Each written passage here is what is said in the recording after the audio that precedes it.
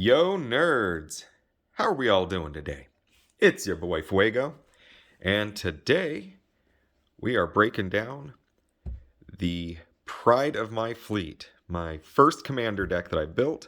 It's kind of been a pet deck of mine ever since to trick and pimp out and work on. It is mono white angels and humans with Avacyn as the commander. So I thought we'd take a couple minutes to break it down, go through, see what kind of cards I'm running with. It's a very straightforward deck. Play good creatures that do good things, drop Avacyn, and board wipe everybody else, until we can secure the win with damage. So pretty traditional, pretty straightforward. We got Avacyn here, but for the board, I like to use this cool Denarius proxy, which I think looks awesome. All right.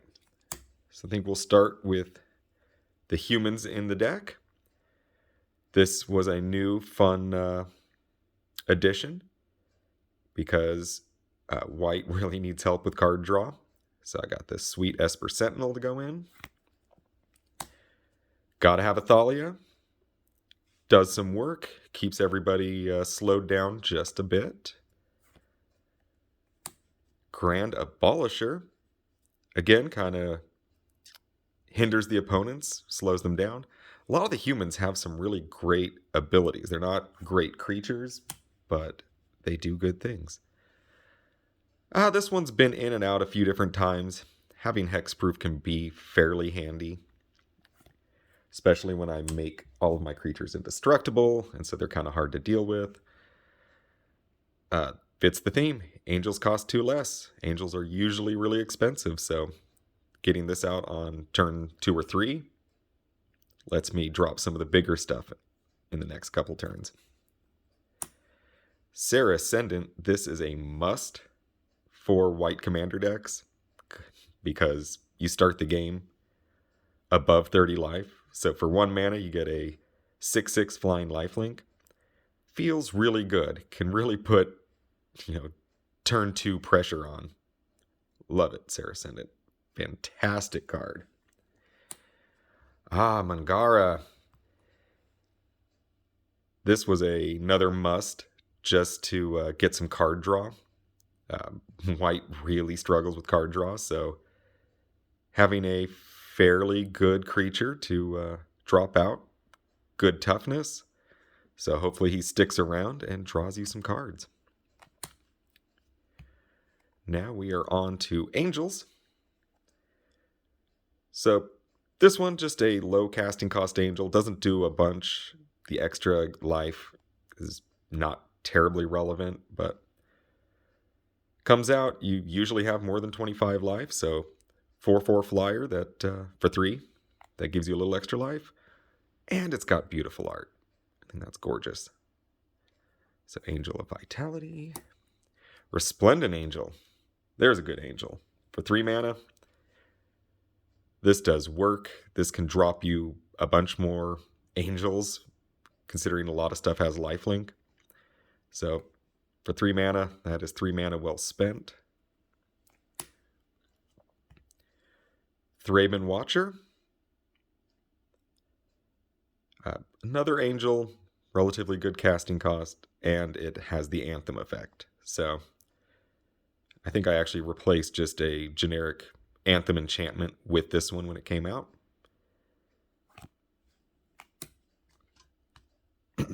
Linvala, Keeper of Silence.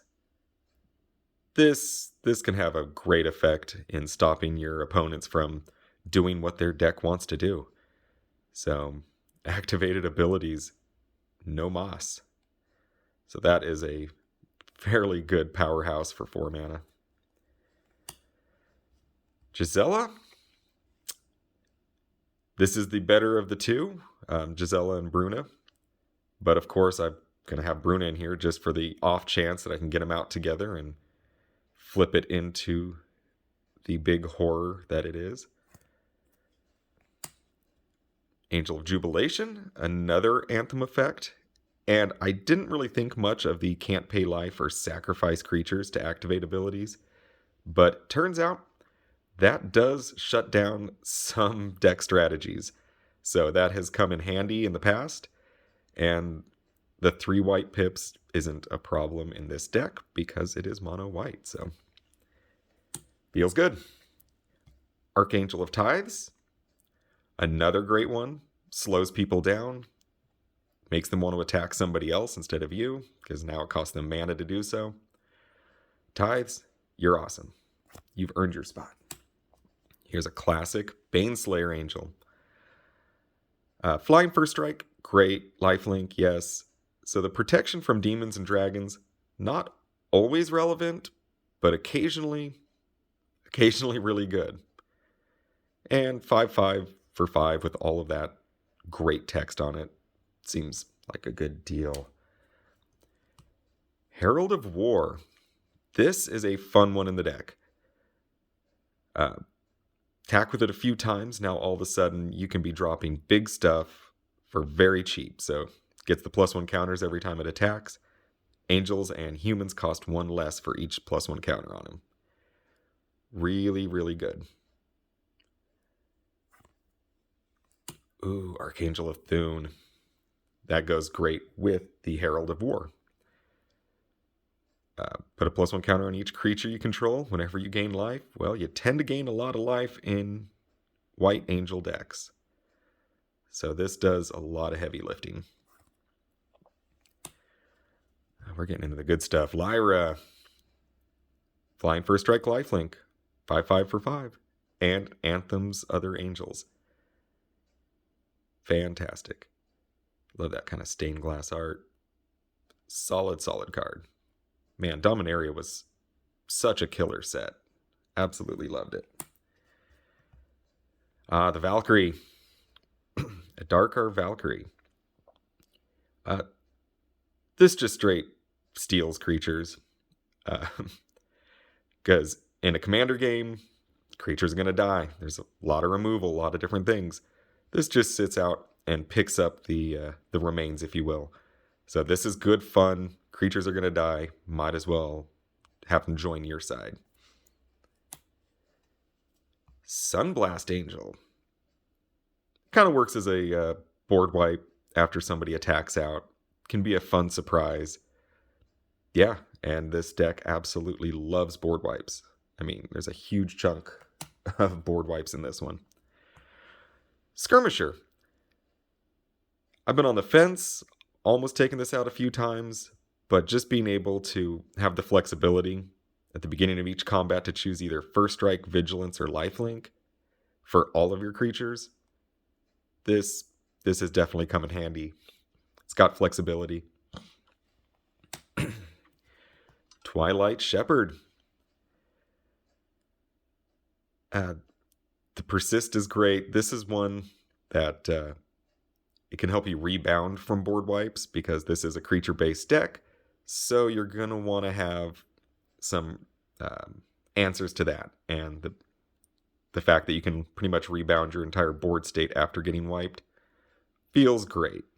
So this is kind of a like a safety, an ace in the hole, a way to come back after somebody does something big. Oh, gotta have Platinum Angel. Nice shiny Platinum Angel. Yeah, you can't lose. Your opponents can't win. And especially if you've got Avacyn out, everything's indestructible, makes this one much harder to deal with.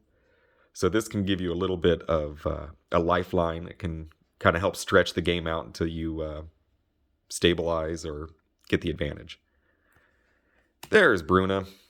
You 5/7 for 7. Not the best angel, but if I'm playing Gisella, I'm going to have to play Bruna too. They go together. Achroma. At the beginning of each combat, until end of turn, each other creature you control gets +1 if it has flying, +1 if it has first strike, and so on for all of the other keywords here. Solid. This is great. I mean, Angels and a lot of the humans have a bunch of these keywords. So it can really kind of super anthem your team, which is fantastic. Angelic Arbiter. This one I didn't realize was really good until I got into a couple games where it just absolutely slowed everybody else down, gave me a chance to build my board. But if they cast a spell, they can't attack. If they attack, they can't cast spells. And it's just your opponents, so really it just super slows them down, especially kind of later in the game when they want to be doing things and attacking. We're past the build the boards part of the game, and so they're wanting to attack, but if they attack, then they can't cast anything. So, great card. Angel of the Dire Hour. Exile all attacking creatures. Flash this in. Somebody goes for their Alpha Strike. You drop this in, and all their best stuff is gone. Fun surprise, kind of a, that one-sided board wipe feel, which is the best feel. Angel of the Dire Hour. You earned a spot. Sephara Sky's Blade. Heavy casting cost, flying lifelink 7/7, but other creatures with flying have indestructible, and so if I don't have Avacyn out or something happens to Avacyn, this is kind of a backup, and I can get it out on the cheap if I have some untapped humans I can help pay for Sephara. So this is my backup Avacyn. Ooh, shiny autographed, a Chroma Angel of Wrath. This just has all the keywords, some protection.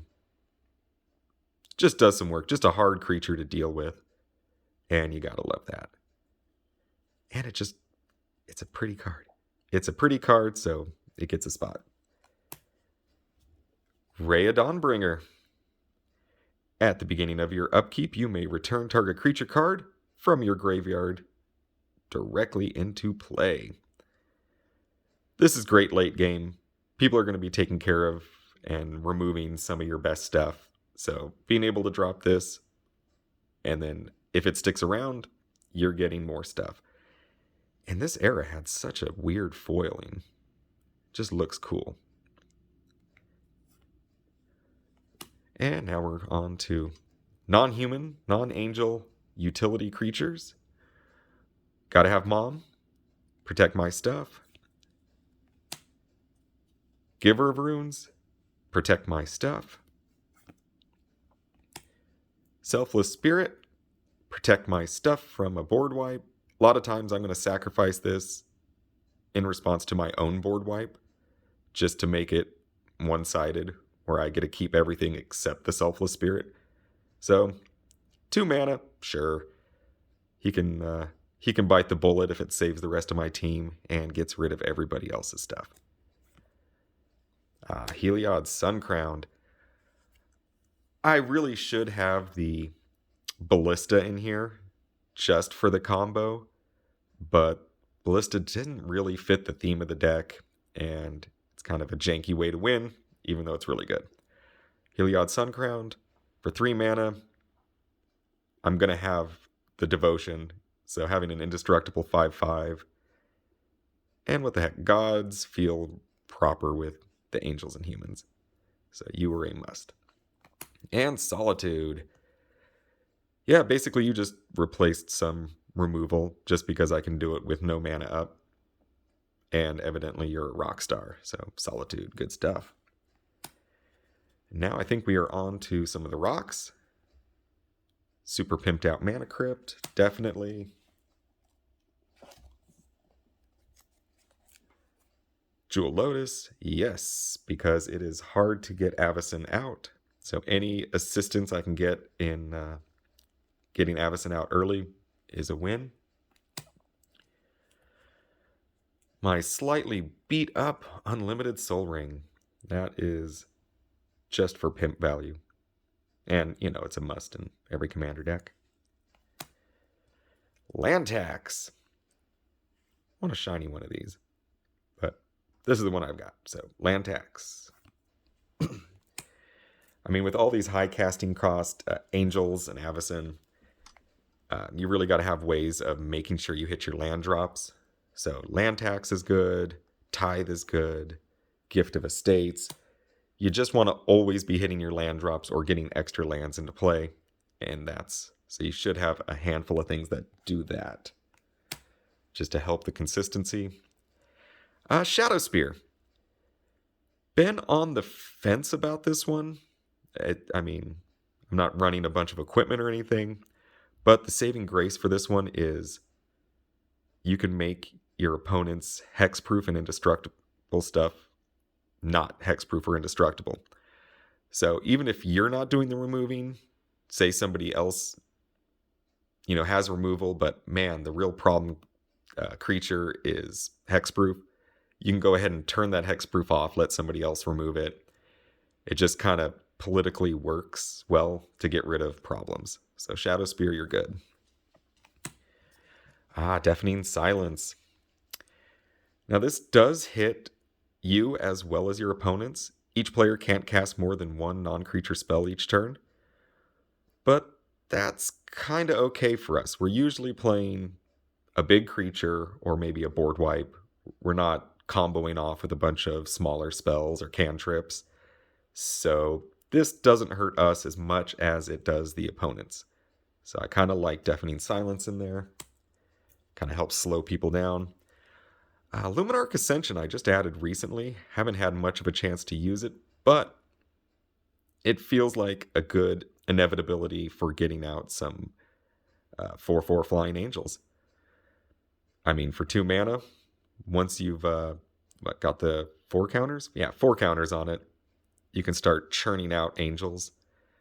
So this felt like it'll be a good card in here. I'm going to have to try it out a little more. Spear of Heliod. Well, I mean, I've got Heliod, so should have his spear. Just another anthem, and also the ability to take out creatures that have hurt you. It's a good deterrent to keep people from attacking you. If you've got mana up, you've got the spear out, maybe they don't want to hit you with their best thing. So, good deterrent. Speaking of deterrents, Ghostly Prison, another deterrent. This just helps you early on when you're trying to build up your board. Taxing people for attacking you might just let you live a little longer until you can drop the big stuff out. Secret Rendezvous. We have trouble drawing cards, so this is a good political one. I mean, I want to draw 3 cards, and if I let the person who's doing the worst draw 3 cards, it's not going to hurt me too bad. And they might owe you one. So, politically, Secret Rendezvous, solid. Debt of Loyalty. This might be one of my absolute favorite pet cards from the reserve list. White. This is not a white thing. Stealing a creature, and again, commander, creatures are gonna die. There's gonna be removal. So, having this just in hand, waiting for somebody to kill something big and awesome, and then, I'm going to regenerate it and steal it. Great surprise. It doesn't really fit what white likes to do, and so it's a surprise. And I absolutely love this card. Put it in anything you can put it in. It's great. Smothering Tithe. This has been an absolute rock star. Everybody wants Smothering Tithe in their white decks. And it helps you ramp out a little bit. Get some of those treasure tokens and get to your big creatures faster. Starnheim Unleashed.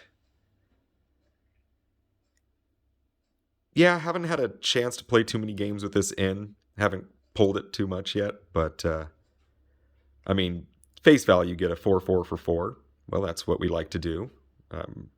Put angels out. But being able to foretell and get several of them out feels good. Seems like it might be a good way to build your board. The Immortal Sun.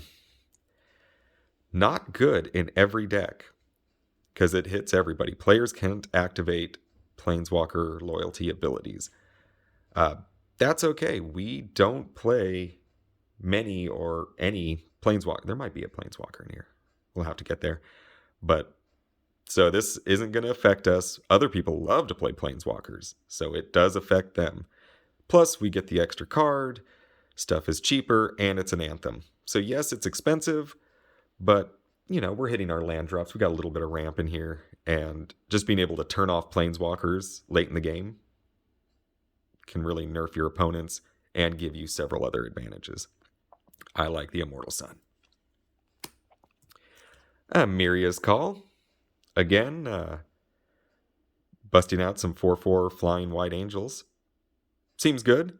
And the fact that it can flip into a plains, also good. So this one just, I wouldn't necessarily have it in if it was only this, but the fact that you can get yourself a land if you need the land gives you that flexibility. Angel's Grace. Absolutely, this has saved my Tookus several times. Just being able to split second this one in, save you for the turn when they think they've got you, and then you can get them with the crackback. So Angel's Grace, you are 1 mana, well spent. Sajiri's Shelter. Again, this is protection, and it could help you save a creature. It could help you get a creature across that needs to do some damage. And if you don't happen to need that, it's a plains. So this just, again, that flexibility. I'm liking that modal dual-faced card thing. Just giving you the flexibility, which is kind of important. Okay, now I'm just showing off. Force Field. This is, as far as I'm concerned, this is a power card. Just being able to pay that one as much as you need to stop damage from coming through. Losing 1 life, as opposed to, this is great when people stack on commander damage. They kind of got that Voltron thing going. You can just, I only lose 1 life. I'm only taking 1 damage to your commander. So this will save your ass. This is great. It's a great card. It is on the reserve list. It is a little pricey, but I think it's gold. It's going to go up. It's fine. Fairies Protection, another new white staple. And this is, again, a way to save your ass. Really saves your board, saves your life. Pretty much stops you from losing. So good. Ace in the hole. Hang on to it. Wait for the right moment. Shielded by Faith. Give a creature indestructible. And when you play another creature, you can swap it over. So there's no, you don't have to sit and wait for exact right moment to play this. If you're not doing anything else, you put it on a creature, and then as a more important creature comes in, you move it over. And it just kind of lets you keep your most important thing if you're going to do a board wipe. So this seems to be a rock star. Chroma's Will.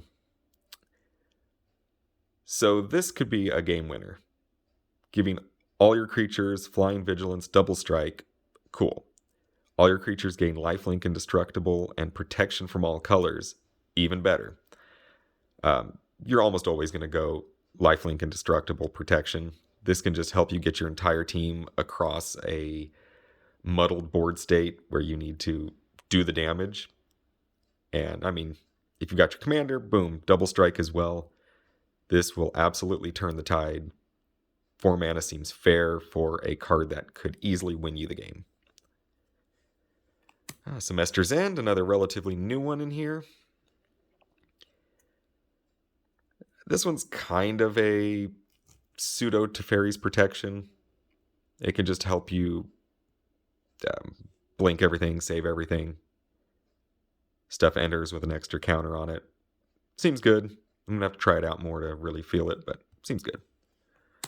Nice old Swords to Plowshares. It's a classic. Maybe isn't crazy efficient to lose a card just for a single removal, but hey, got to be playing it. Oh, Council's Judgment. Another great one. This is a great way to get rid of a problem card. No matter what that card is, whether it's hexproof or indestructible or whatever, this will help you get rid of something.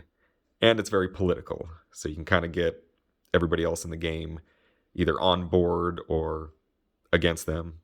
Council's Judgment, you are a great, great answer. Aura of Silence.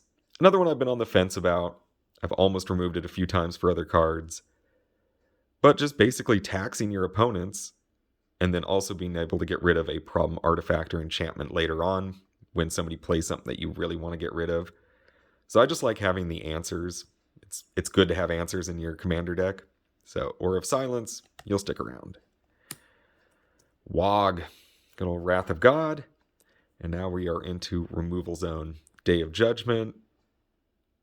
I mean, you gotta love the textless, full art type Judge promo. Definitely. Shatter the Sky. Yep. Board wipe. End hostilities. Board wipe. So I try to go for like the more efficient mana costed ones. Or ones that do something else, like let me draw a card or get rid of equipment. Yeah. This one costs 3 less if there are 10 or more non-land permanents on the battlefield. Well, in a 4-player game of Commander, that's not hard. So this is a 3 white mana board wipe. Yep. Feels good. Achroma's Vengeance. Fits the theme. I've got Achroma in here. Bitchin' Art. Destroy, all the good stuff. Artifacts, creatures, and enchantments. So this really hits a lot of the problem stuff. Planar Cleansing. All non-land permanents. Again, gets rid of all the problems. The reset button, if you will. Vanquish the Horde. Oh, it costs 1 less for each creature on the battlefield. Well, that means late in the commander game, this could just cost you 2 white. I mean, there's always going to be some amount of creatures on the battlefield. Undo Inversion. Not the most efficient mana-wise, but the fact that it could be a land if I need it to be a land, great. So this one, again, flexibility, the MDF cards, good. Now we're into lands. Well, the lands are kind of fun in this because you don't really need fetches, shocks, duels, any of that stuff. I mean, you're playing mono white, so you can really focus in on utility lands. And, I mean, Ancient Tomb. Get my stuff out earlier. Urza's Saga. I haven't used this enough to know if it's really great, but being able to tutor up my Soul Ring or, one of the Mana Crypts or Mana Vault, something like that, feels like it might be good. So, gonna have to play around with it. I mean, it's a little pricey, so evidently people out there do think it's good. So I'll have to really play some games, see how it feels. This isn't really an artifact deck, but there's enough in there that could be relevant. Detection Tower. Again, an answer to hexproof problems. Just being able to unhexproof something. There we go. Get that focus on. Seems like a good answer. Wasteland. An answer land. Strip Mine. An answer land. And the fact that you can get colorless off it doesn't really hinder. It's actually just, sure.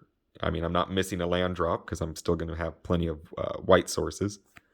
But it is an answer to a problem. Core Haven.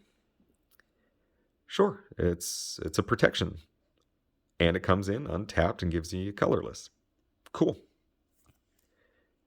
Cavern of Souls? Absolutely. I'm playing a ton of angels or humans, whatever I need at the time. This just gives me a little protection against control. And, gives me the white mana I need for those creatures. Oh. Nykthos. I wish I would have bought more of these when they were like $5 and $8. I think this is an absolute staple in a monocolor deck.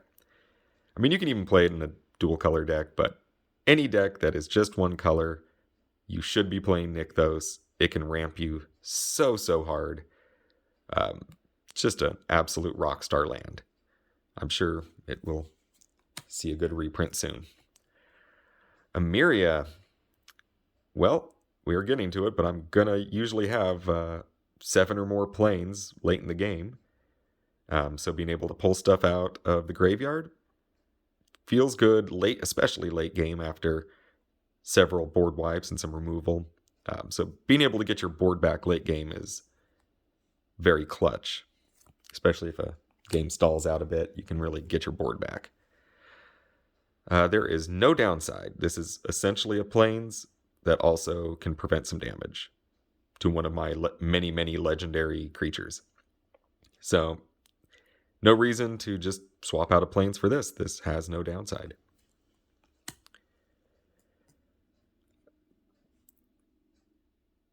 I mean, I'm going to control a plane, so it's going to come in untapped. Again, there's not much downside. It's going to be just another white mana source, and if I have a bunch of mana and nothing to do with it, I can create some little chumpers. And they're humans, so it kind of fits in. Flagstones, again, no downside.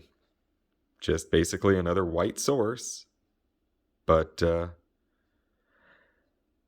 when it, if somebody blows up lands for some reason, I can replace it with the plains.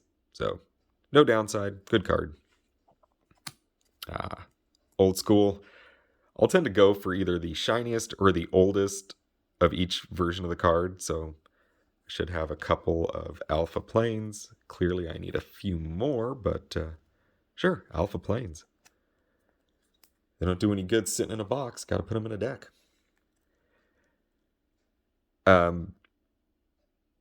This is part of like a series of lands, but it kind of has this angel thing going on. And it's an old one, so why not? Fits the theme. And we got some full art shiny lands. I should really pick one and just stick with it, but I think, are these the etched foil ones? Yeah. So these are some of the recent etched foil lands that just kind of have a cool texture to them. I mean, if I get some more alpha ones, I'll replace them. All right, so that is mono white Avacyn Angel Human deck. Yeah, I don't know what else to say. If you can think of anything that should be in there, hit me up. Let me know what I'm missing. If there's anything that you're like, why are you playing that? That's dumb. Don't play that card. Yeah, blast me. Let me know. I definitely have erred on the side of the theme. So there's probably better cards I could play that just don't really fit the theme. So I'm kind of walking that line between staying true to the theme and then having some really good playable cards. But there it is. That's Avacyn. And thanks for hanging out and checking out, letting me show off my deck a bit. And you all have a fabulous day.